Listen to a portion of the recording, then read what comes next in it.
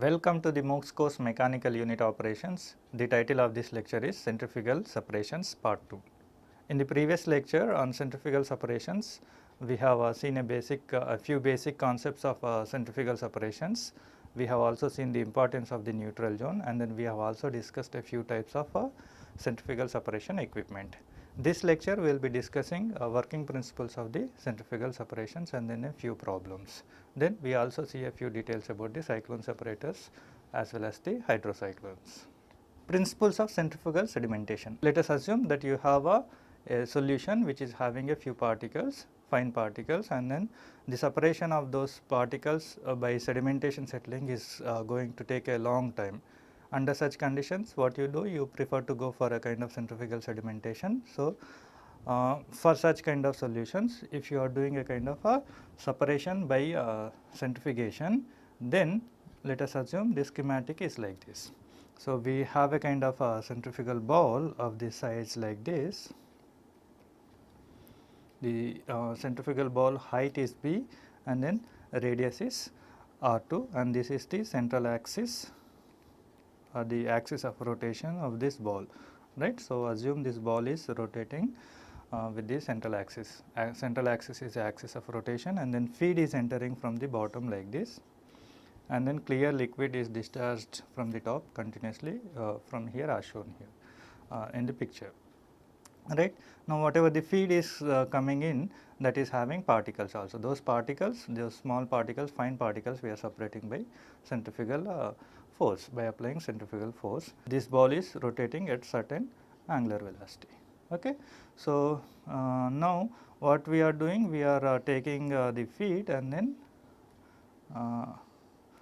allowing this feed to enter from the bottom, and then we are rotating it, so that the clear liquid surface we can see here. So, the liquid surface is of radius R1, right. So, when we centrifuge it, so if you rotate at very high speeds, what happens, the liquid surface will form a kind of almost concentric cylindrical surface like that, that we have already seen here in the previous lecture. So, that liquid surface of liquid is at R1 distance from the axis of rotation or from the central axis.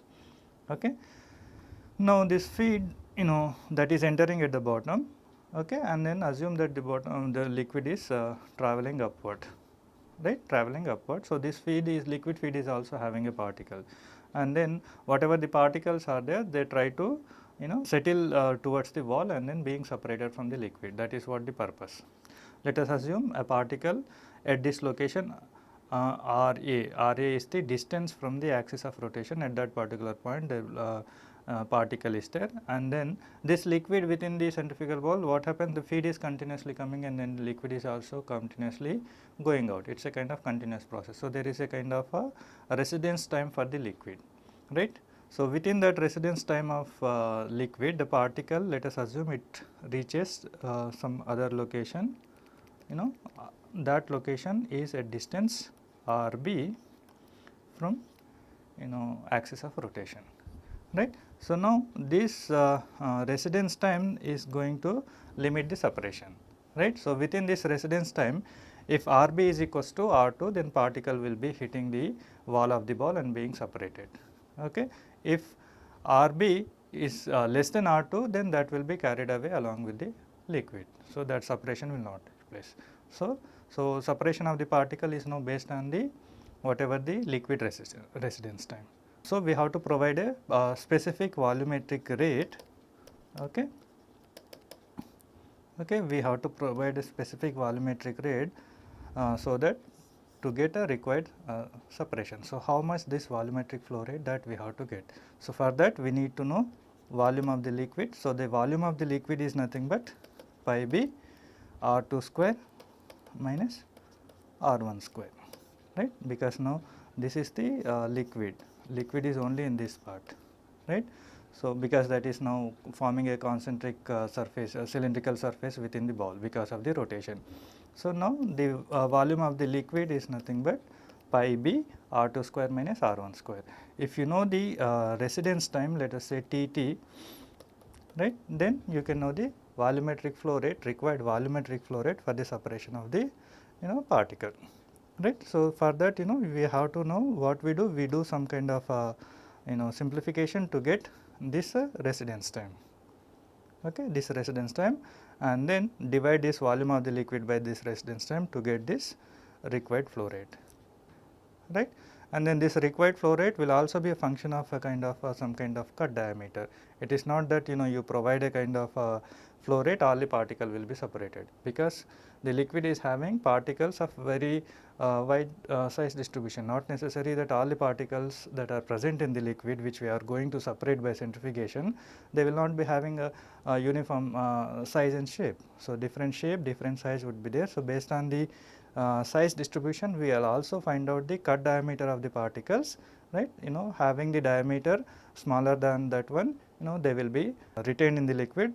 The particles having the size larger than that DPC or the cut diameter will be hit to the wall, and then they will be separated, right. So, corresponding to the cut diameter, which size particles are the will find a kind of a minimum size of the particles, that will damn sure be hitting the wall and being separated. So, obviously, the particles which are larger than that particular size will also be hitting the wall and then being separated. So, corresponding to that cut diameter, we call it cut diameter. So, corresponding to that one also we will find out what is the volumetric flow rate. So, finally, this is what we are going to do. We are going to find out a critical volumetric flow rate kind of thing, right. So, if you maintain that one, so the particles of a certain size or larger will definitely be separated, and then particles of size smaller than that one, they will be retained in the liquid. So, that is what we are going to do. So, that is what we have to do. How much volumetric flow rate we have to provide for in a given centrifugal ball, so that particle of specified size can be removed, and then particles smaller than that specified size will be carried away in the liquid, so that we can get the performance, right. So, this equation will also be applicable in other way also. Let us say you have a kind of liquid which is having particle size, let us say 0.1 to 10 micron size, right. So, then if you want like all the particles having size greater than 1 or greater than 1 micron should be separated. So, then DPC, that cut diameter, you can take 1, and then correspondingly you can back calculate what should be the volumetric flow rate that you should provide, okay. Either way you can find out. If you have the fixed volumetric flow rate, then what should be the cut diameter above which all the particle will be separated. That way also you can do the calculations, that way also you can use the same equations, okay. So, now what are we going to do here? We are deriving these equations, required equations here, and then doing some example problems, okay. Consider a volume of liquid in centrifugal ball. Feed is at the bottom and then liquid discharge is at the top. Assume that all liquid moves upward through the ball at a constant velocity, carrying solid particles with it, but the trajectory of the particle would be like this because of the centrifugal force. Because of the centrifugal force, the trajectory of the particle would be like this, because this trajectory we have already derived, we have derived it as a kind of a parabola. So, this kind of a trajectory particle will have, okay.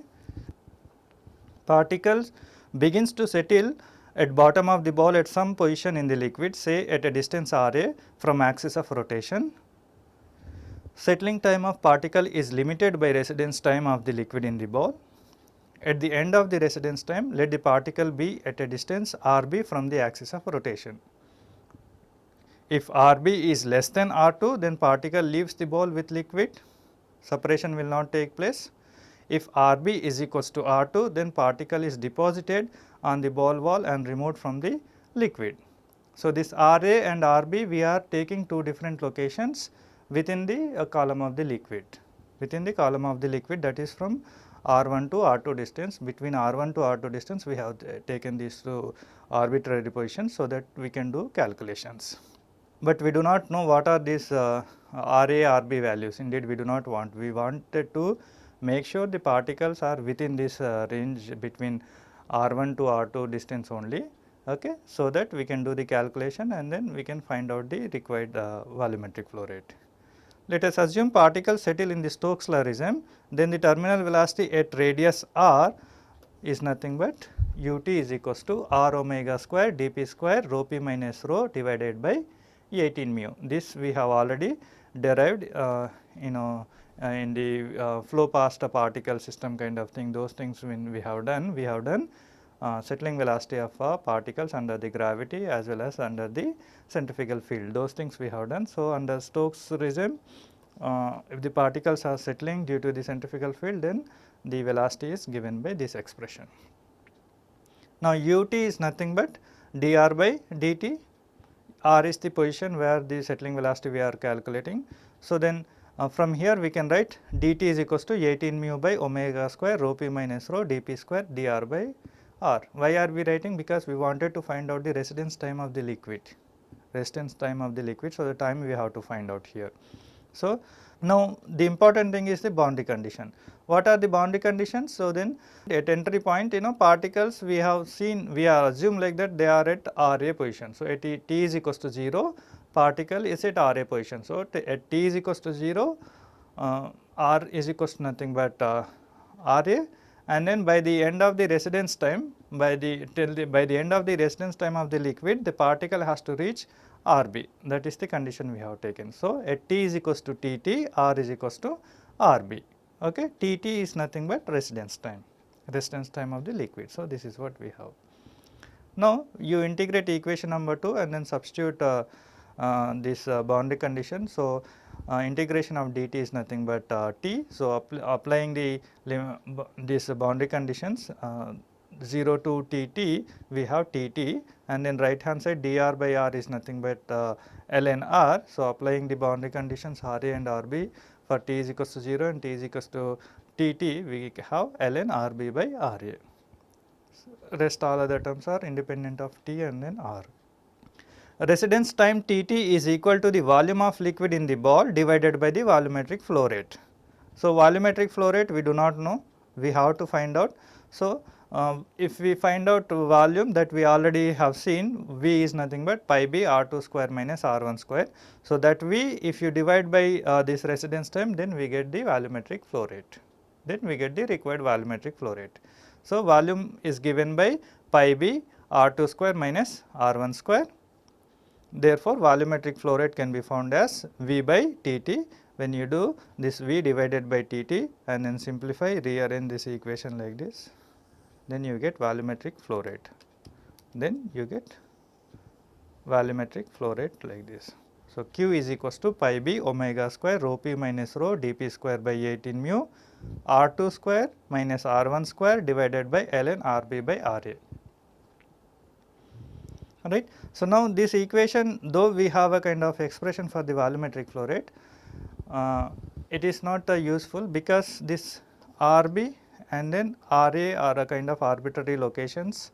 Ra is towards the liquid surface and then Rb is towards the centrifugal ball wall, right.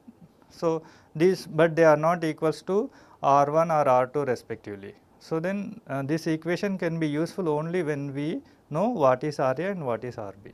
So, for that we do some kind of analysis now.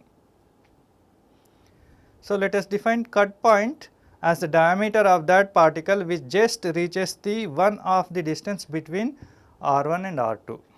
So, we define a kind of cut diameter of the particle, so that whatever the particles larger than that cut diameter can be hitting the wall and then being separated.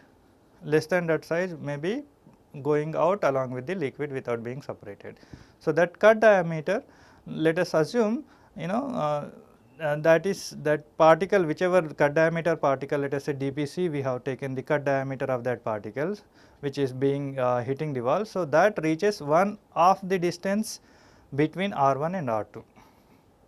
Okay. So, whatever the R1, R2 are there, R1 is nothing but the distance from the axis of rotation to liquid surface, and then R2 is nothing but the ball radius. So, that is the R1, R2 distance, whatever it is covering, that is R2 minus R1 is nothing but the thickness of the liquid surface. Okay. Half of that distance, if the particle is reaching within the residence time of this liquid, then that particle is going to be separated. So, if dpc is the cut diameter, particle of this size moves a distance r2 minus r1 by 2 during the settling time allowed as per this definition, right. So, distance between r1 and r2 is nothing but r2 minus r1 according to schematic. So, schematic, this is the center of axis, this is the liquid surface. So, this is r1 and then this is ball radius r2. So, now dpc is reaching off the distance of this whatever the r2 minus distance between r2 and r1. Distance between r2 and r1 is nothing but this liquid surface distance, that is nothing but r2 minus r1. We are taking this particle dpc based on the this distance, that half of this distance that particle is reaching within the liquid residence time. So, that is r2 minus r1 by 2, r2 minus r1 by 2 distance that particle is reaching within the residence time of the liquid. That is, if dpc is the cut diameter, a particle of this size moves a distance r2 minus r1 by 2 during the settling time allowed.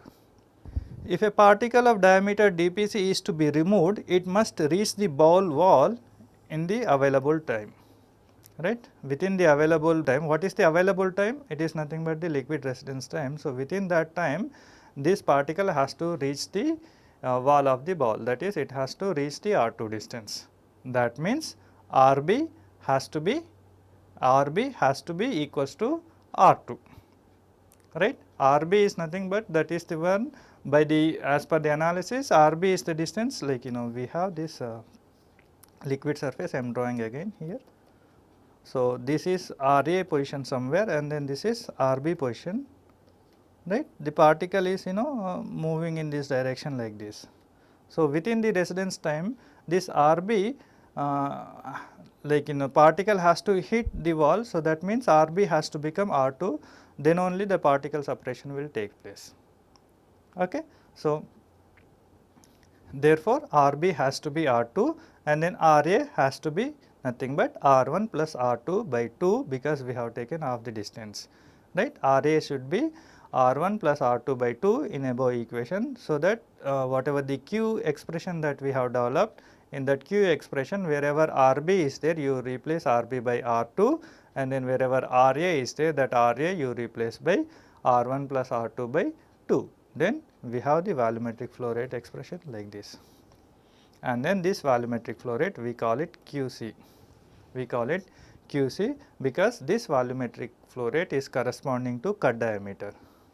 Since it is corresponding to the cut diameter, the volumetric flow rate has to be QC and then D has to be replaced by dpc. Now, this one actually RB ln RB by RA. So, RB is R2 and then RA is nothing but R1 plus R2 by 2. So, then ln 2 R2 by R1 plus R2. Now, in this equation everything is known for us.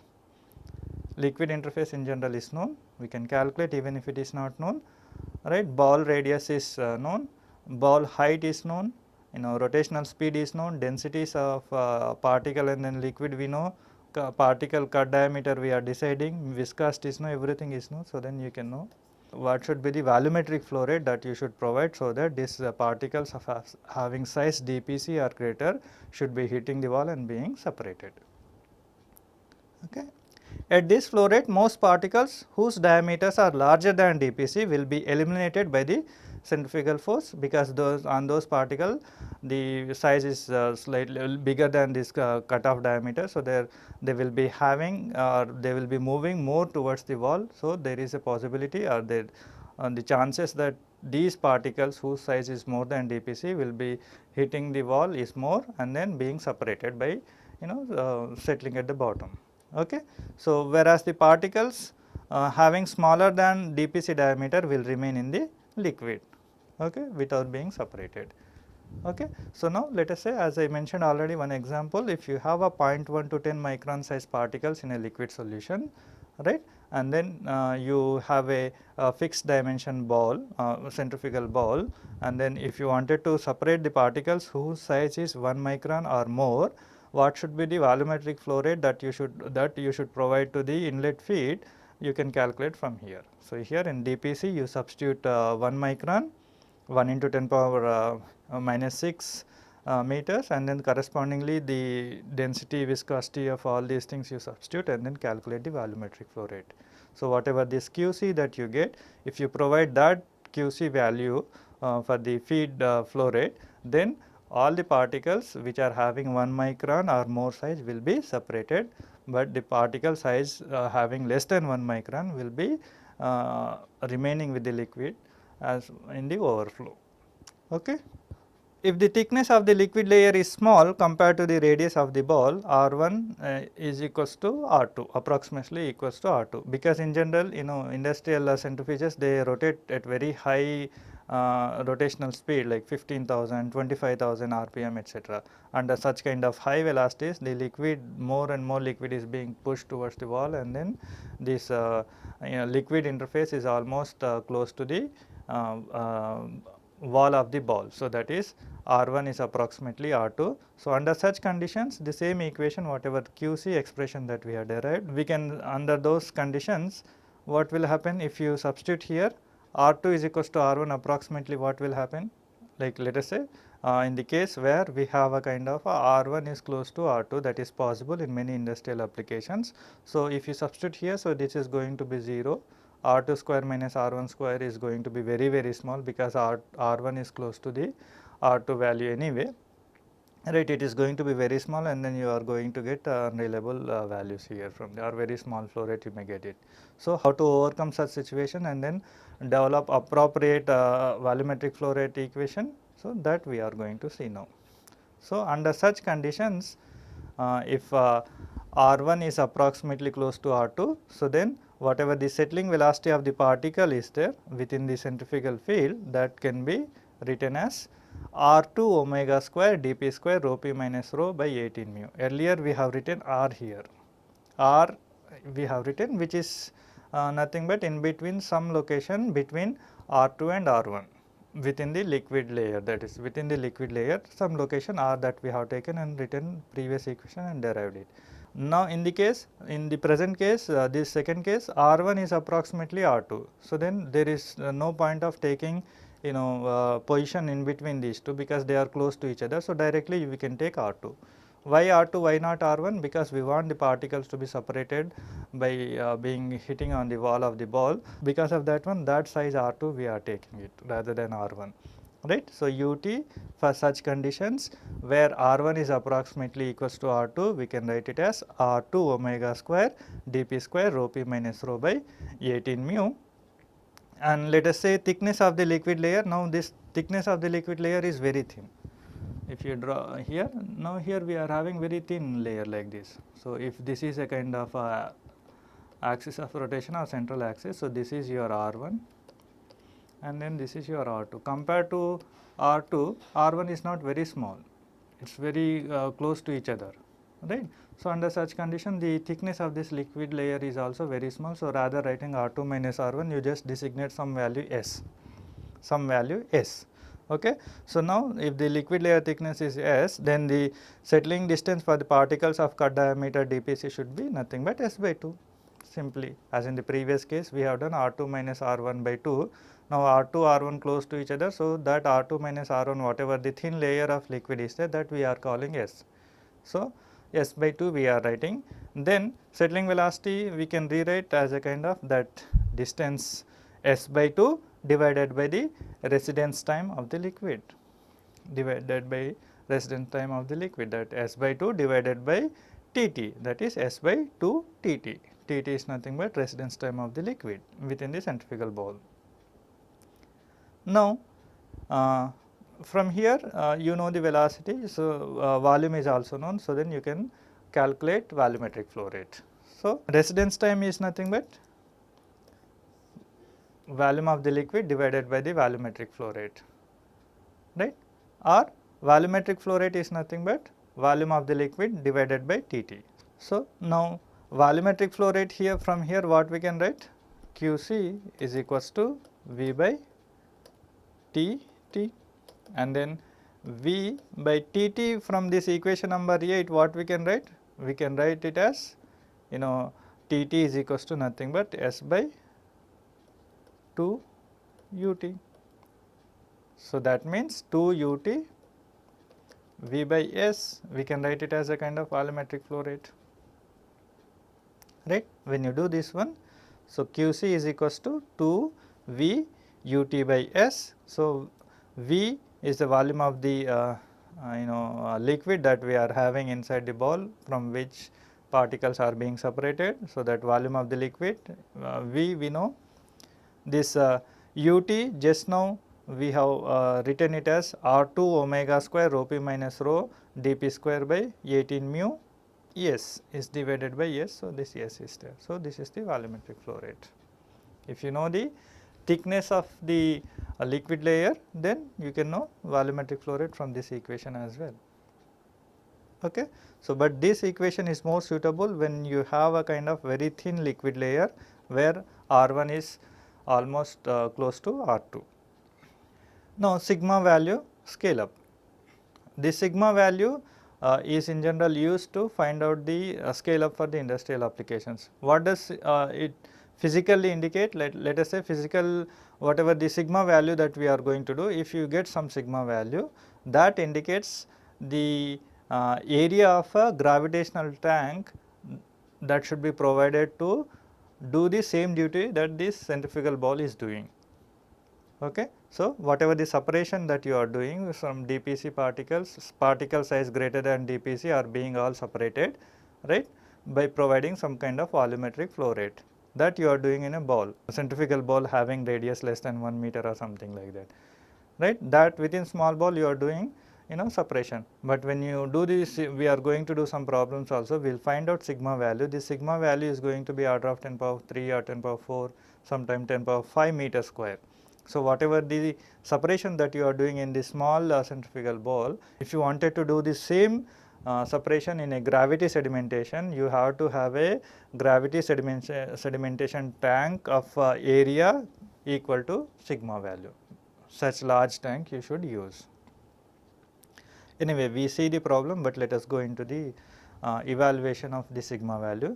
For application to industrial centrifuges, equation number 10, whatever we just derived for case when R1 is closely equals to R2 is modified as this, right. So, radius R2 and thickness S are being replaced by RE and SE respectively, which are appropriate average values of R and S for the type of centrifuge under consideration, right. So, that is one we are doing, and then what we are doing, the equation, that equation number 10 just we derived for QC, that is 2V ut by S. In that equation we are dividing and multiplying that equation in the right hand side by the G, and then we will have a kind of terms where all the terms related to the centrifugal field are kept as a kind of one group, and then remaining terms related to the gravity sedimentation we kept as a, we are going to keep as a kind of other group, right.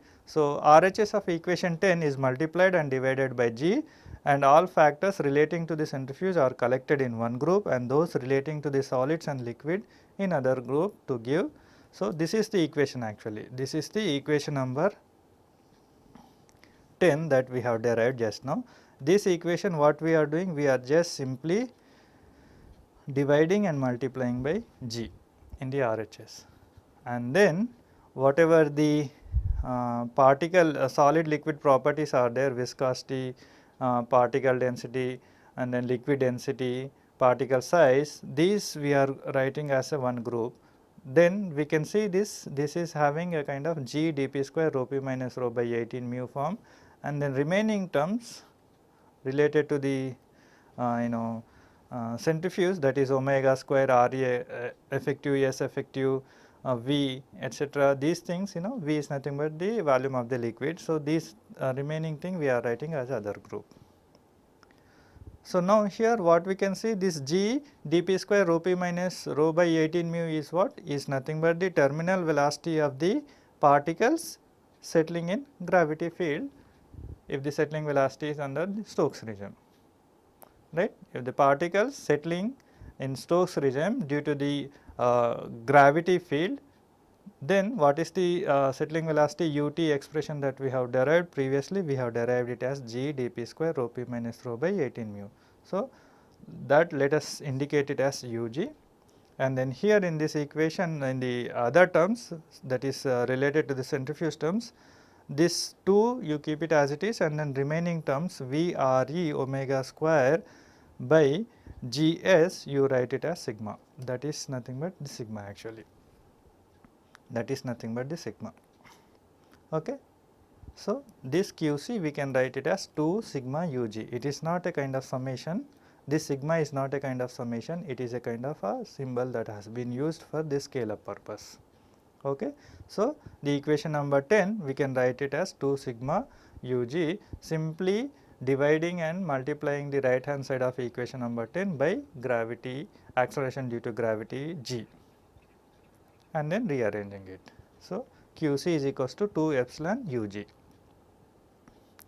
where the sigma value is a characteristic of centrifuge and UG is the terminal velocity of the particle under gravity settling conditions. So, as I mentioned, physically sigma is cross sectional area of a gravity settling tank of the same separation capacity as the centrifuge. As I mentioned, physically what does the sigma value indicate? The sigma value indicate the cross sectional area of a gravity settling tank of the same separation capacity as the centrifuge. Let us say take the same example, you have a liquid sample in which we have the particles like 0.1 to 10 micron size, let us assume, and then you wanted to separate all the particles having size greater than dpc greater than or equals to 1 micron, right. Then if you do the separation in centrifugal bowl, you can take a disc centrifuge of radius something like 0.5 meters diameter like that, and then get it done with by calculating that volumetric flow rate, whatever the volumetric flow rate you have to provide, that you can calculate, right. But that separation if you wanted to do in gravity sedimentation tank, then how much cross sectional area should you provide for that sedimentation tank in which the particles are settling by gravity. That information, that cross sectional area of the sedimentation tank is nothing but the sigma value, which is going to be very large in general, order of 10 power 3 to 10 power 5. Okay. We are going to see a few problems as well. So, for instance, a 0.5 meter disc centrifuge is equivalent to a gravity sedimenter with an area of over 10 power 5 meter square. You can see how much is the difference. Now, where is the ball of 0.5 radius centrifugal ball? You need, that is very small one, and then 10 power 5 meter square gravity sedimentation tank, how big it is. So, that is the other advantage of using this centrifugal separation processes. In practice, the actual capacity of centrifuge may be somewhat less than that indicated by the sigma value because of the complicated flow patterns in revolving centrifugal ball, and in some designs the resuspension of particles by an internal conveyor may also take place, but these discrepancies are not going to be too large from the calculated values anyway. So, now we see some example.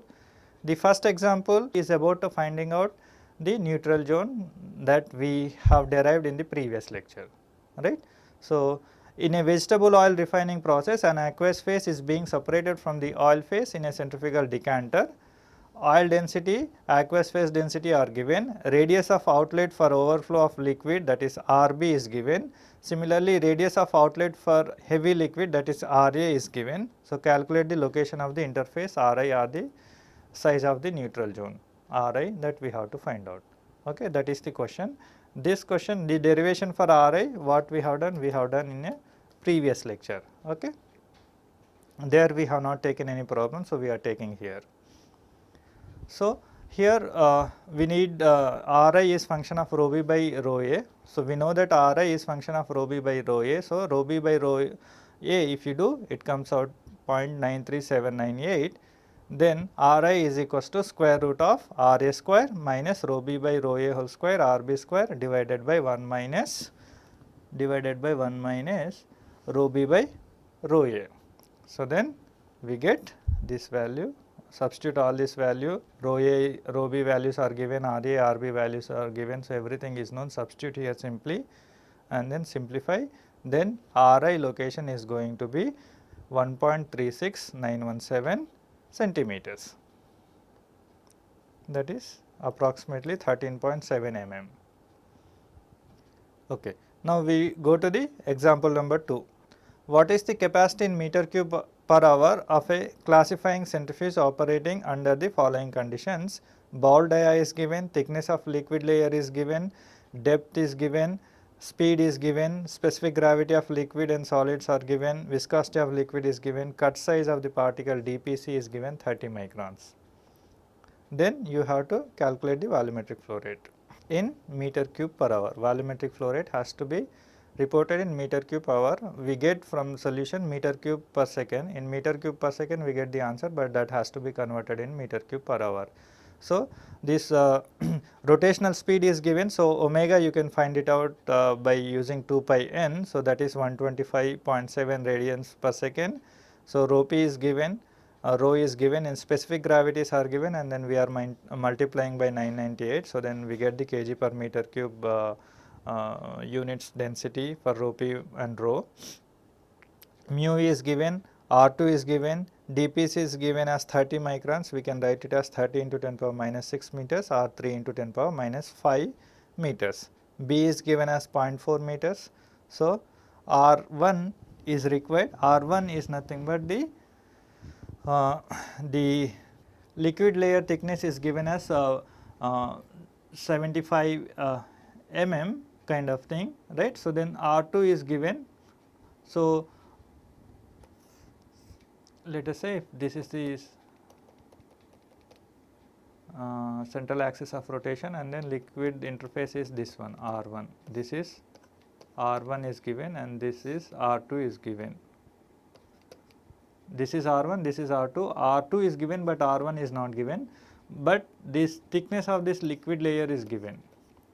Okay. So, from R2 if you subtract this thickness of the liquid layer, you will get R1, because in QC calculations we need R1. So, R1 is equals to 0.3 minus the liquid layer thickness 0.075 is equals to 0.225 meters. In meters I have written here. Okay. So, R2 is given, liquid layer thickness is given. So, from R2 if you subtract the liquid layer thickness, then we get R1. Then we get R1 as 0.225 meters. Assume Stokes regime or prove it as follows by obtaining K value. Actually, whatever the derivation that we have done till now, the principles, working principles we developed, they are valid only for Stokes flow regime. We have taken ut as r omega square dp square rho p minus rho by 18 mu, that is valued if the particles are settling under the Stokes regime, right. So, but the present flow conditions are within the Stokes regime or not, that we have to make sure, then only corresponding QC equation whatever we derived we can use it. How to find out whether the particle is settling in Stokes regime or not? We have already seen in one of the previous lecture, finding out the K value. If K value is less than 2.6, then the particle is settling in the Stokes flow regime.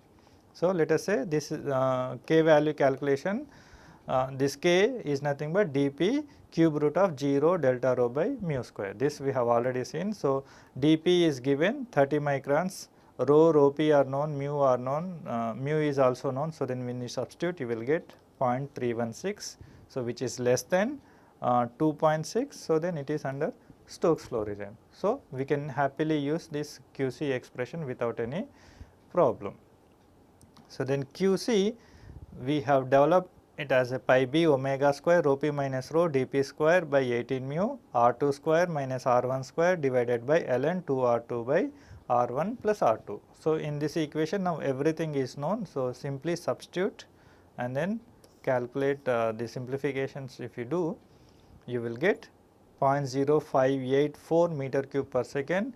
If you convert it into the meter cube per hour, it is approximately 210 meter cubes per hour of flow rate you have to provide, so that the particles of size 30 microns or larger can be separated from the feed liquid which is having wide particle size distribution.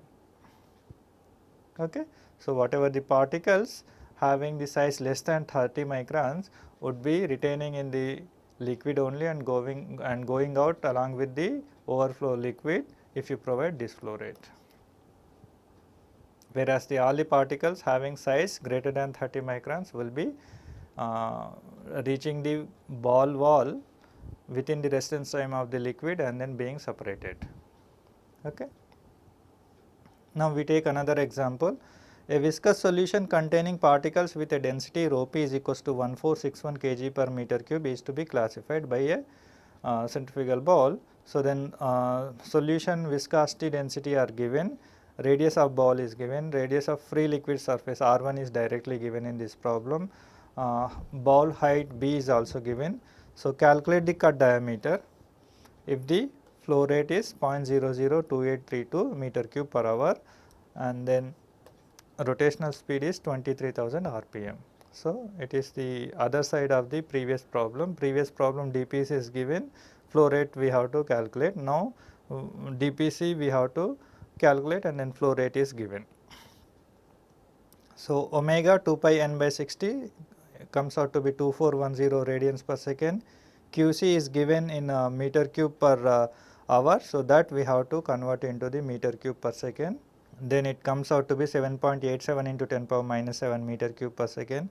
So, then QC is nothing but pi b omega square rho p minus rho dp square by 18 mu r2 square minus r1 square divided by ln 2 r2 by r1 plus r2. This equation we have derived. So, in this equation everything is known except the dPc. Except the dPc, everything is known in this equation. So, substitute all these values and then find out this dPc. So, then dPc you are going to find it out as a 0.75 microns. So, that means if you provide 0.02832 meter cube hour of a feed flow rate, then particles of size greater than or equals to 0.75 microns will be separated for this flow conditions and then for this fluid properties whatever given in this problem. Okay. Another example problem.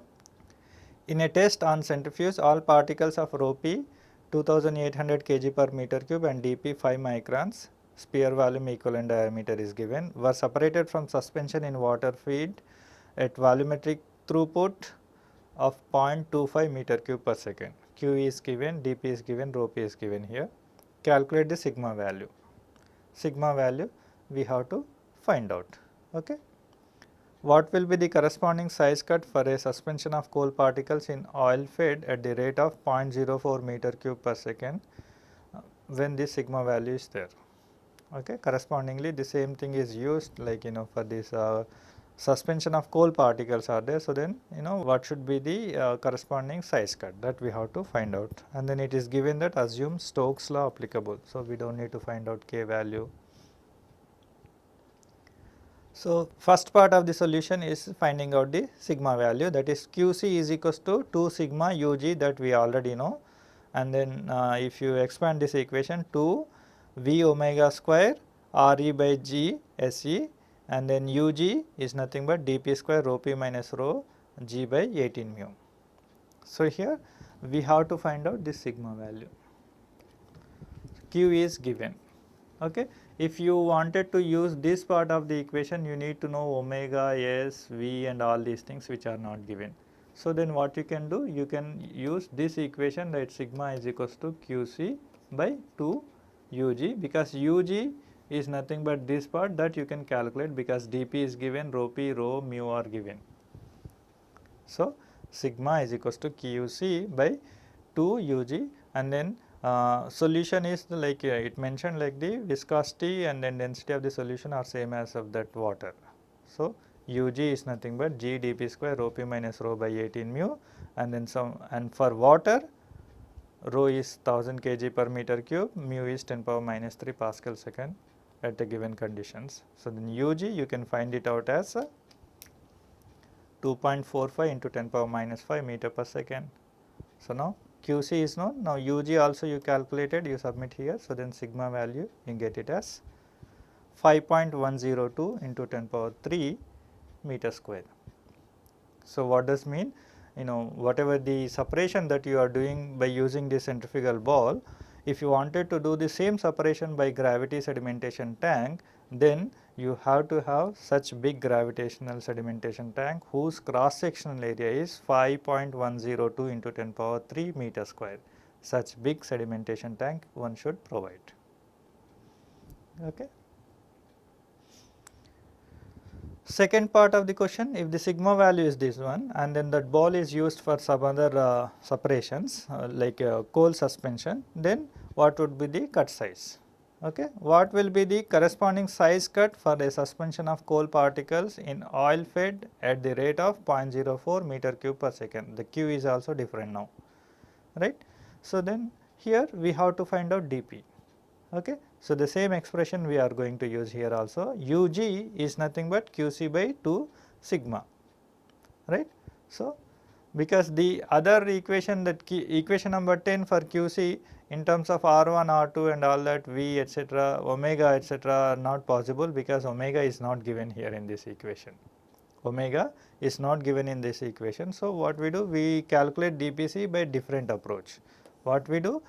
From using this Qc is equals to 2 sigma Ug, right. So, new flow rate 0.04 meter cube per second is given. Sigma we just calculated it as 5.102 into 10 power 3.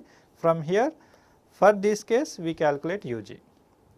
Previous case was for different condition. For these conditions, now you can calculate Ug here by Qc by 2 sigma, and then now this you equate by G dP square rho p minus rho by 18 mu. So, then if you put it here C cut diameter. So, whatever the particles of this dPc you will get, right, all those particles are size greater than this dPc will be separated. So, this approach we are going to follow. So, dP square, this Ug is nothing but G dP square rho p minus rho by 18 mu. From here we can write it as dP square is equals to 18 mu Ug divided by G delta rho, right.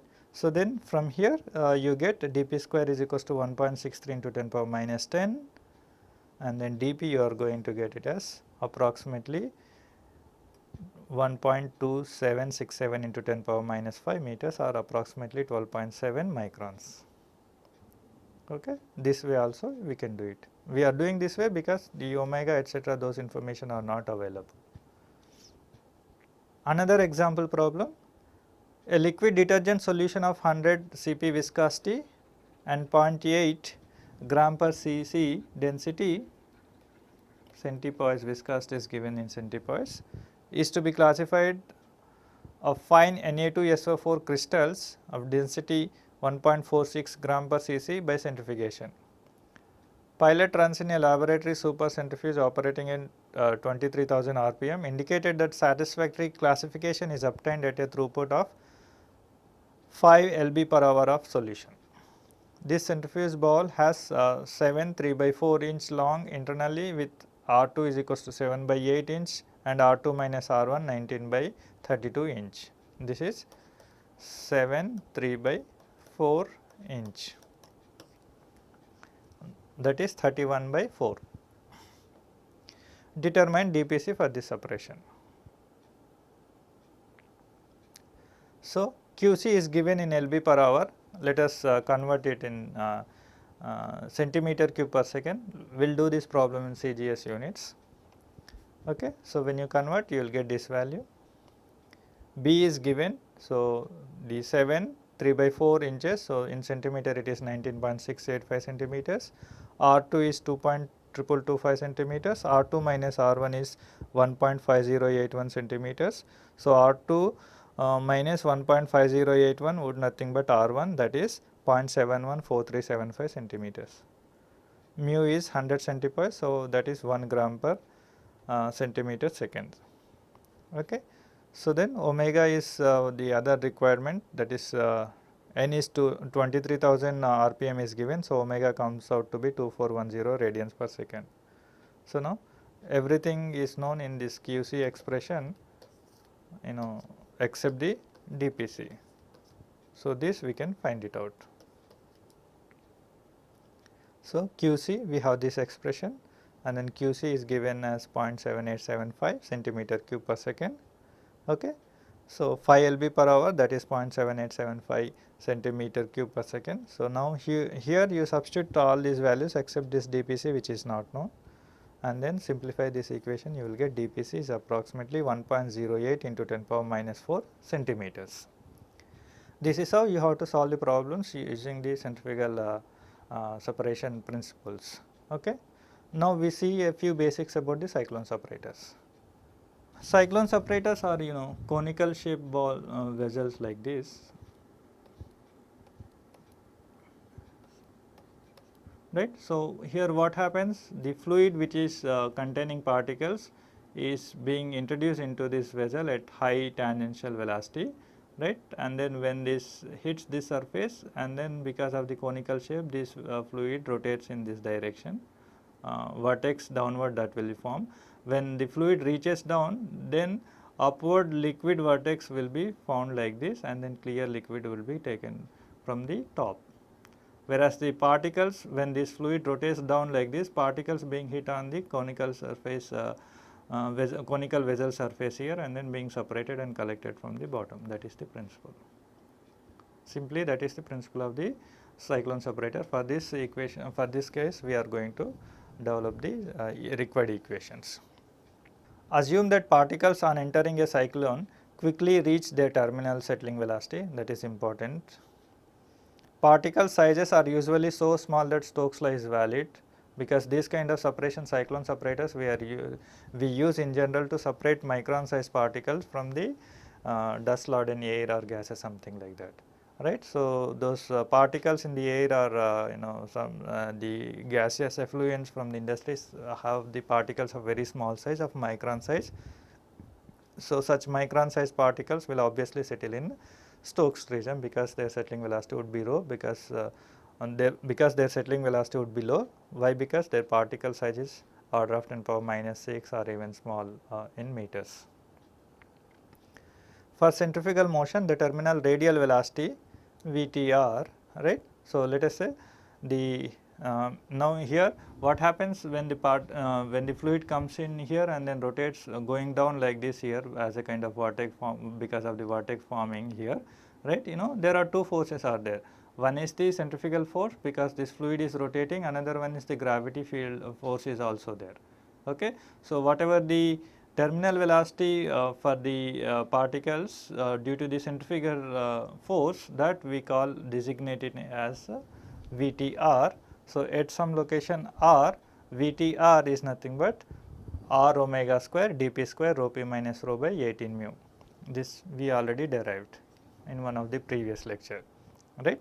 So, the settling velocity of particle in centrifugal field under the Stokes regime is VTR. Now, we designating as VTR, previously we have written as UTC kind of thing. So, now we are writing VTR. It is nothing but R omega square dp square rho p minus rho by 18 mu, and then we know that tangential velocity V tangential is nothing but R omega. So, in place of this omega, if you substitute V tan by R, then we have this equation like this, right. Here what we are doing, this equation, in this equation in place of omega we are writing V tan by R, okay, V tan by R. So, V tan square by R square should be there, and then remaining one R term was already there here. So, this R square of the R term is cancelled out, then further we are multiplying and then dividing by G. So, that this part G dp square rho p minus rho by 18 mu is nothing but terminal velocity of the particle settling under the gravity field, and then Stokes regime is valid, right. Under the Stokes regime, if a particle is settling in a gravity field, then the settling velocity is nothing but G dp square rho p minus rho by 18 mu, that is UT we have written previously. Now, we are writing VT, just change of symbols only, and then what are the remaining terms? V tan square by GR, V tan square by GR. Now, from this equation what we understand, if Vt is higher, so that is the settling velocity of the particle, though it is in the Stokes regime, but upper end of the if it is goes towards the upper end of the Stokes regime, right. So, then this VTR is going to be further greater, VTR, that is tangential velocity, tangential radial velocity for that particle due to the centrifugation, you know, that is going to be much higher because Vt is increased. So, because tangential velocity is anyway that larger, and then G and R are all are positive values. So, then it will further Vtr is going to be further larger for a higher Vt value. That is what we see now. Okay. Higher the gravitational terminal velocity Vt, the greater the radial velocity Vtr, and the easier it should be to the particles to settle at the wall. Okay. So, that means if you want particles to be settling at the wall, you should provide a upper end of a, you know, gravitational terminal velocity, okay, for those particle size. Right. Now, so I just rewrite once again so that to avoid confusion, Vtr is nothing but settling velocity of particles in centrifugal motion. Vt is nothing but settling velocity of particles in gravity field. Okay. And then V tan is nothing but tangential velocity.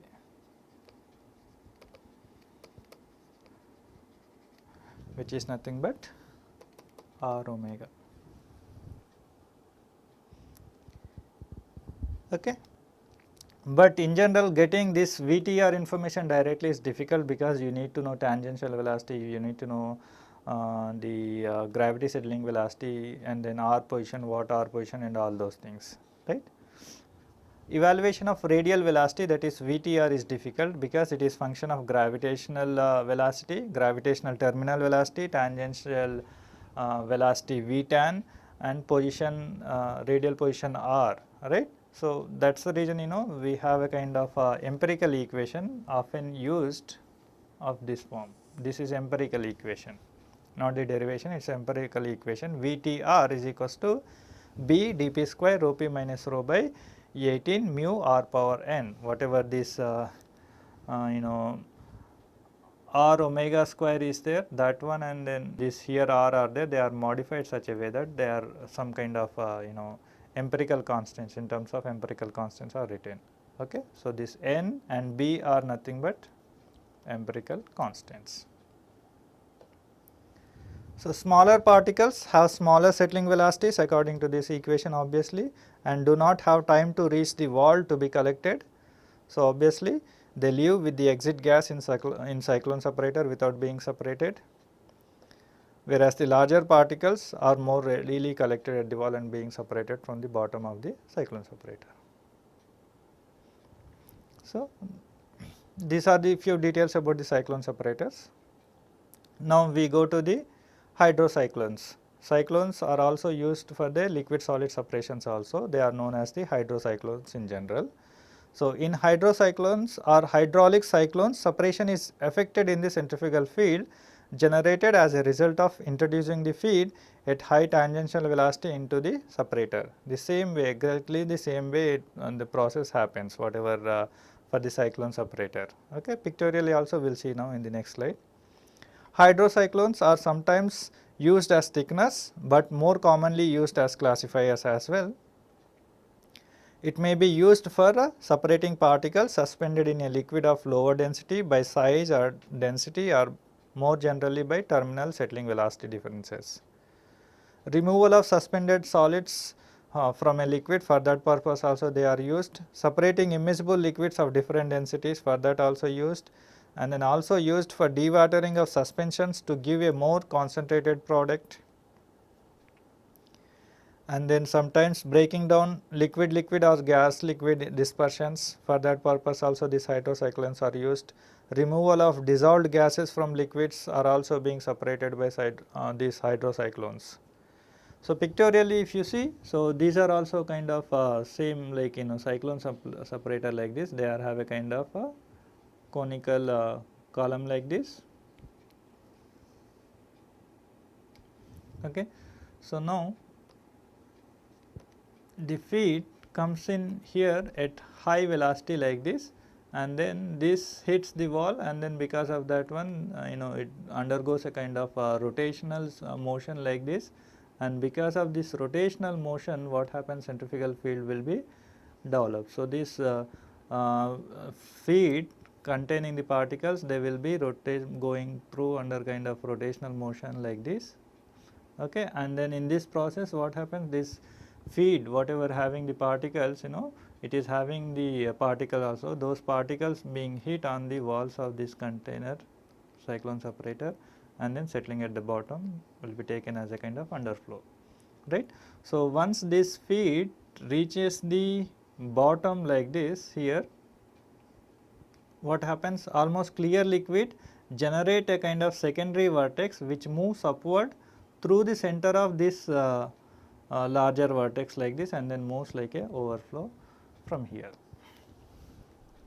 So, there are two vortex, one is the bigger vortex that is moving down because of the high tangential velocity feed coming in, and then once the particles, most of the particles are being separated while this fluid is going down in a vortex motion like this.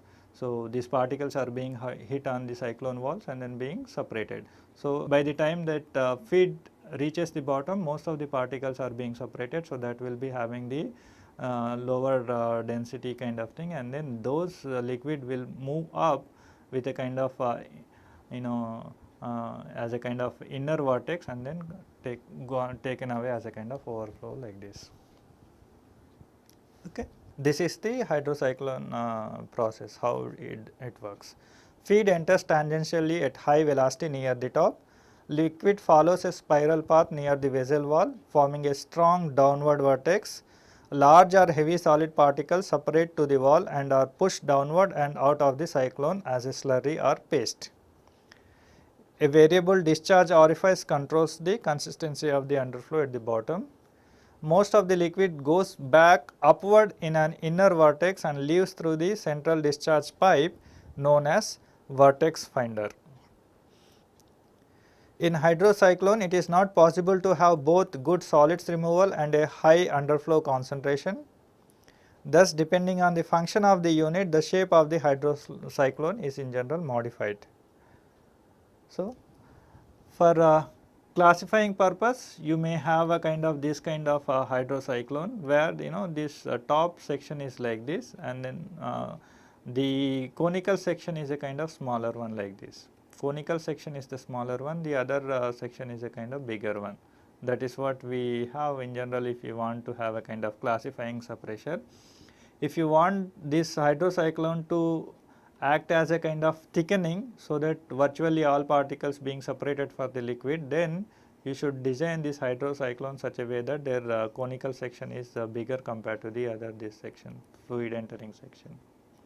Okay. So, that is the difference. So, as per the requirement, these hydrocyclone designs are modified in general.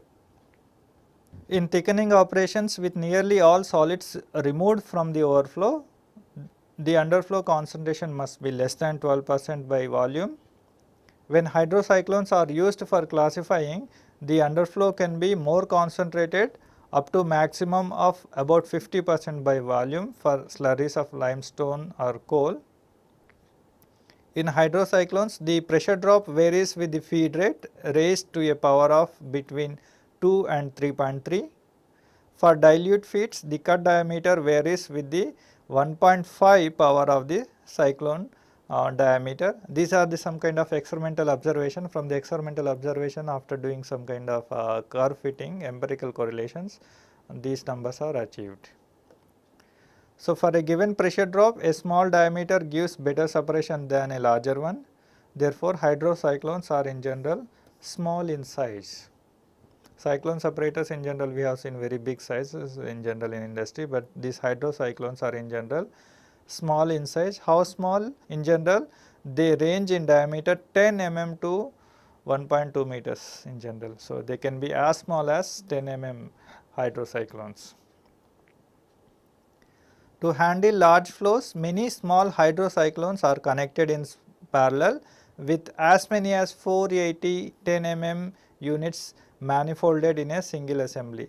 Such small 10 mm hydrocyclones are taken, and then such small 10 mm hydrocyclones you take, and then around 480 number, those many number of 10 mm hydrocyclones are in general manifolded in a single assembly for or in order to handle large flows.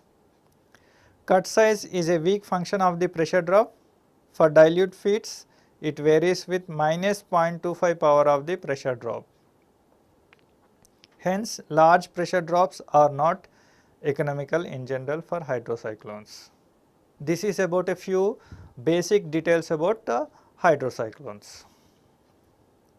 Then coming to the references, we have several references for this course, all are listed here, but primarily this lecture is prepared from this reference book, Unit Operations of Chemical Engineering by McCabe, Smith and Harriet. However, some problems are taken from this book, Richardson and Harker, as well as Ortega and Revas, and then Giancopoulos. A few problems are also taken from this book, Faust et al. Thank you.